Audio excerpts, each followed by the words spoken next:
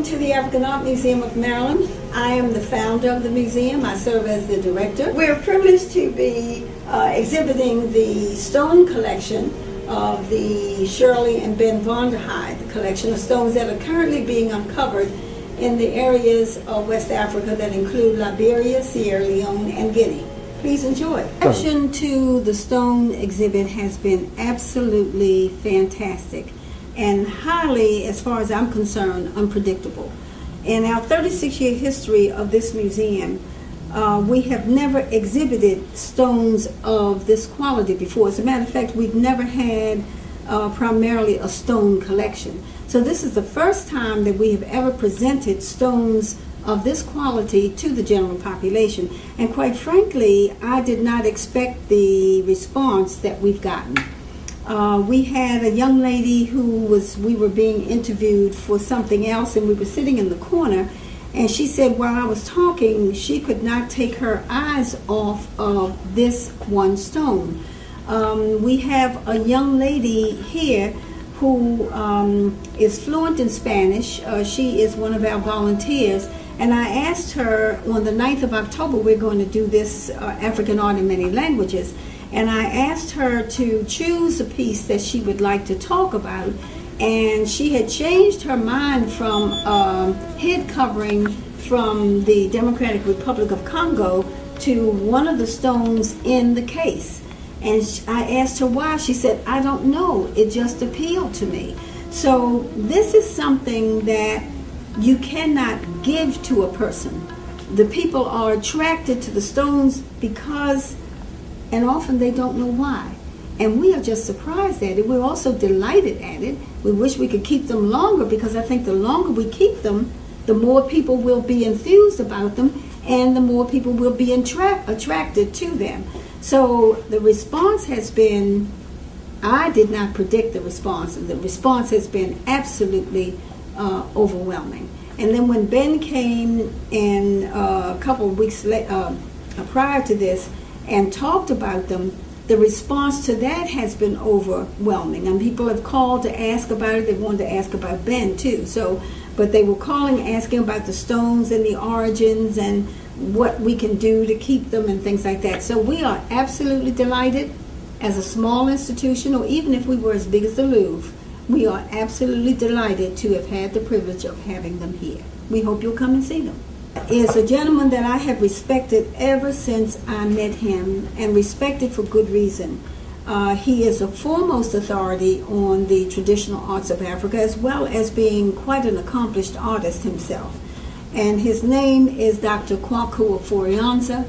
His resume reads like who's who in the world, and we are privileged now to introduce to you Dr. Kwaku Aforianza, who is kind enough to act as our curator for the African Art Museum of Maryland, and also as the foremost authority on the stones that are in the Ben and Shirley Vonderheide collection. Dr. Kwaku Aforianza, I present to you. African Art Museum of Maryland, hosting this very important collection of stones from West Africa.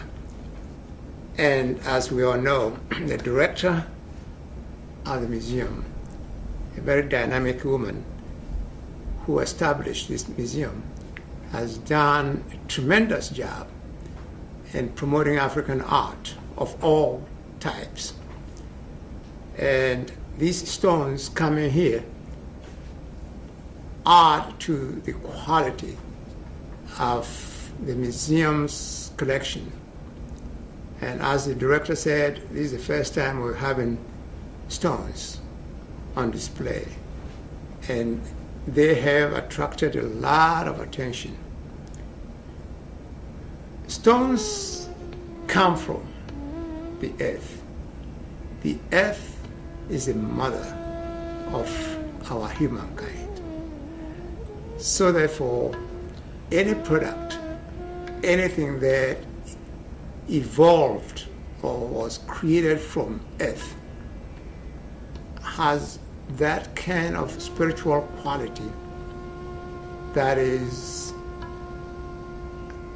overall, we cannot explain it. It's mystical, and it's divine. And that is why our African artists, African traditional artists, our great ancestors thought of using stones as a way of capturing certain very important spiritual energy for a variety of purposes, for childbearing purposes or fertility purposes, for initiation purposes, for installation of chiefs, and also for agricultural productivity purposes. Now, they can also be seen as art. And as art, they have their own particular messages that they carry or they send to the viewers. Said, quote, "I cannot take my eyes off it," is a manifestation of the very mystical aspect of the artwork. If this particular one, as it is, has very stylized features and also minimized features. The nose is not quite clear, the mouth is not quite defined, the ears are not quite defined, the eyes are not even there. It's just a bit of a hole there. But they represent that mystical aspect of the human life. If they were to be very clearly defined, then they become too simplistic, too straightforward, and therefore you can just look at it and see this is a face with eyes and nose and so on. But when they are blurred, when they are stylized, when they are minimized, you begin to wonder what is behind it, and always there is something behind it, a powerful message, powerful spirit behind it. So that they are carved to represent a very mystical power. And some of them are also highly exaggerated in forms. Some of the features such as eyes and noses and mouths are highly exaggerated. Here again, the idea is the same as simplifying them and stylizing them. The exaggerations are supposed to emphasize certain ideals, certain values inherent in the object. So noses and mouths and eyes are highly exaggerated. And in some cases, some of the features are also highly simplified. All because these objects are supposed to be seen as vehicles for spiritual interaction. So they give you, it's a medium, so that that medium cannot be easily deciphered. You cannot just put your finger on it. So particularly this one that you see here as a chief with crocodile, holding a crocodile or embracing a crocodile, and at the same time another crocodile at the back of the chief. This object is used during the installation of chiefs, or in some ethnic groups they say installment or enskinment of chiefs. And the crocodiles represent some of the mystical aspect of chieftaincy, because crocodiles are known to be spiritually very unique, and even biologically they are also very unique. They live in water, and they can also live on land. So a chief being installed with these crocodiles, one at the back, one in the front, is being infused with certain mystical powers, very much like the powers that the crocodile has. And therefore, after a chief has been installed, it is assumed, it is believed that these mystical powers have been transferred to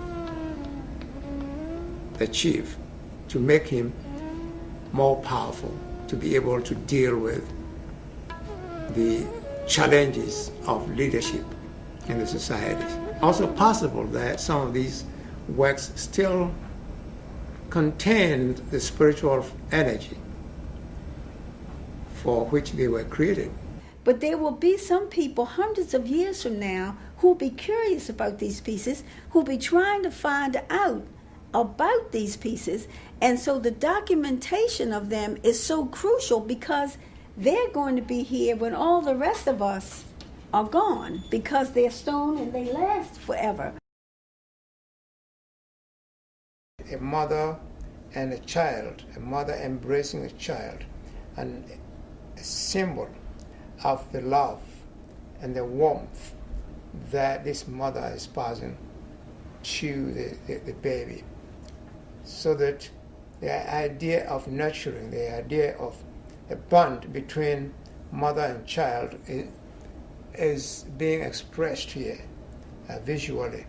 And these will be used in rituals and ceremonies that relate to fertility and procreation, to ensure that mothers are reminded about the importance of affection and love for their offspring. This will be used for fertility purposes. Here again you can see the crocodile. The crocodile is being used also as a symbol of the spirit of protection. Now, some of the objects of stones that represent fertility or are used for fertility, not only limited to female fertility, but also male fertility. You can see this particular one that shows a female figure, a male figure, so to speak, with all its exaggerations and distortions of forms and so on. But what is pronounced here is the male organ of the figure, and therefore it simply tells us that this particular one was also used in connection with male procreation or male fertility, because men also have a need for fertility. In some cultures, the men have their own particular or special rituals and ceremonies to help men who are not able to father children. They symbolize fertility. It does not necessarily mean that they're pregnant, but it's a permanent, a perpetual symbol to denote the idea of fertility. So it kind of freezes the whole concept of fertility by showing